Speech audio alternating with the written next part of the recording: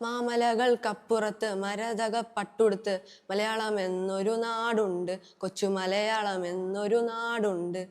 അതെ, മലയാള നാട് നമ്മുടെ കേരളം.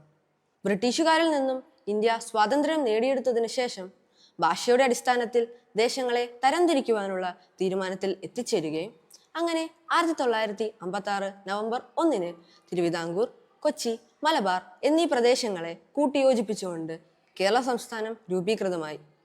കേരളം ഇന്ത്യൻ ഉപഭൂഖണ്ഡത്തിന്റെ തെക്കു പടിഞ്ഞാറ് ഭാഗത്തുള്ള ഒരു ചെറിയ ഭാഗമാണ്.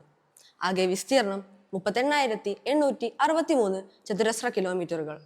ഇത് ഇന്ത്യയുടെ വിസ്തീർണത്തിന്റെ 1.18%. വടക്കു കിഴക്ക് കർണാടക സംസ്ഥാനവും തെക്കു കിഴക്ക് തമിഴ്നാട് സംസ്ഥാനവും പടിഞ്ഞാറ് അറബിക്കടലുമാണ് കേരളത്തിന്റെ അതിർത്തികൾ. കേരളത്തിന്റെ ആവാസ വ്യവസ്ഥയും കാർഷിക പാരമ്പര്യത്തിലൂന്നിയ ജീവിത വ്യവസ്ഥയും ഇവിടുത്തെ പ്രകൃതിയുമായി ബന്ധപ്പെട്ടിരിക്കുന്നു. ഭൂമധ്യരേഖയോട് അടുത്തു കിടക്കുന്ന ഉഷ്ണമേഖലാ പ്രദേശത്താണ് കേരളം സ്ഥിതി ചെയ്യുന്നത്.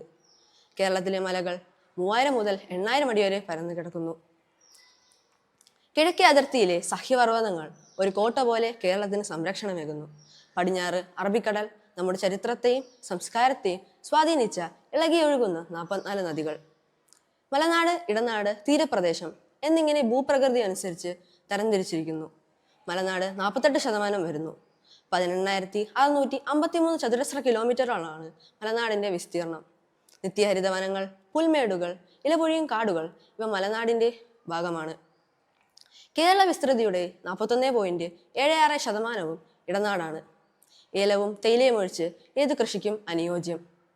പാടങ്ങളും പൊക്കം കുറഞ്ഞ കുന്നുകളും ഇടനാടിന്റെ ഭാഗമാണ്. സമുദ്രനിരപ്പിൽ നിന്നും 30 മുതൽ 300 മീറ്ററിലധികം ഉയരമുള്ള പ്രദേശമോ അതിൽ കുറവുള്ള പ്രദേശങ്ങളെയാണ് തീരപ്രദേശം. തെങ്ങാണ് പ്രധാന കൃഷി. മത്സ്യബന്ധനവുമായി ബന്ധപ്പെട്ട തൊഴിൽ മേഖലയാണിത്. കലകളാലും വിനോദങ്ങളാലും സമ്പന്നമായ സാംസ്കാരിക പാരമ്പര്യം കേരളത്തിനുണ്ട്. കുടുംബ വ്യവസ്ഥയ്ക്കും പാരമ്പര്യ മൂല്യങ്ങളെയും വിലപ്പെട്ടതായി കേരളീയർ കരുതുന്നു.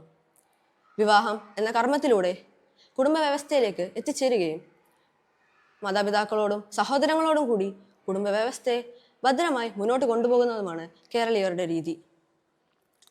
ദൈവത്തിന്റെ സ്വന്തം നാട് എന്നാണ് കേരളത്തെ വിശേഷിപ്പിക്കുന്നത്. ഇത് ഭൂപ്രകൃതിയുടെ മാത്രം ഗുണമല്ല, പക്ഷേ കലയുടെയും സംസ്കാരത്തിൻ്റെയും വിദ്യാഭ്യാസത്തിൻ്റെയും ആരോഗ്യത്തിൻ്റെയും എന്നുവേണ്ട എല്ലാ ഘടകങ്ങളുടെയും സമ്മേളന ഫലമായി കേരളത്തിന് ലഭിച്ച വിശേഷണമാണിത്. ലോകത്തിൻ്റെ ഏതു കോണിൽ ചെന്നാലും ഒരു മലയാളിയുണ്ട് എന്ന് പറയുന്നതിൽ അഭിമാനിക്കുന്നവരാണ് നാം. ഗ്രാമീണതയ്ക്ക് പ്രാധാന്യം നൽകുന്ന നാം വിദ്യാസമ്പന്നരും സമർത്ഥരുമാണ്. കലയും സാഹിത്യവും നമ്മുടെ സംസ്കാര ചരിത്രത്തെ വാനോളം ഉയർത്തി. കഥകളി, കളരിപ്പയറ്റ്, തിരുവാതിര, തെയ്യം, തിറ എന്നിവയും കേരള കലയുടെ ഈറ്റിലമായ കലാമണ്ഡലവും വിദേശീയർക്ക് വിസ്മയ കാഴ്ച ഒരുക്കി.